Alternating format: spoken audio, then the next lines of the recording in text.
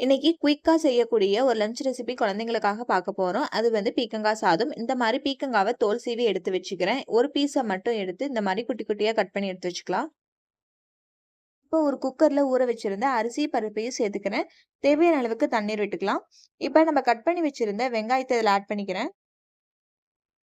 ஒரு பல் போல பூண்டு, கொஞ்சமா தக்காளி இதில ஆட் பண்ணிக்கிறேன். நம்ம கட் பண்ணி வச்சிருந்த பீக்கங்காயும் இதில ஆட் பண்ணிக்கலாம். கொஞ்சமா சீரகம் இதில ஆட் பண்ணிக்கிறேன். 2 மிளகும் ஆட் பண்ணிக்கலாம். கொஞ்சமா மஞ்சத்தூள் இதில சேர்த்துக்கிறேன். மூடி போட்டு 7 விசில் வரைக்கும் நல்லா வேக வச்சு எடுத்துக்கலாம். சாதம் குழைவா வெந்த பிறகு ஒரு ஸ்மாஷர் வச்சு நல்லா மசிச்சு எடுத்துக்கலாம். இத ஒரு பவுல்ல மாத்தி கொஞ்சமா நெய் விட்டு கலந்து கொடுத்தா குழந்தைங்க ரொம்ப விரும்பி சாப்பிடுவாங்க. பீக்கங்காயில நீர் சத்து அதிகமாக இருப்பதால குழந்தைங்களுக்கு ஹைட்ரேஷனுக்கு ரொம்ப உதவும். இதுல நார் சத்து இருக்கு, செரிமானத்திற்கு ரொம்ப நல்லது. இந்த மாதிரி பீக்கங்காவை நல்லா சாஃப்டா வேக வச்சு சாதத்தோட கலந்து கொடுக்கலாம். தனியாகவும் பியூரி ஃபார்ம்லையும் கொடுக்கலாம்.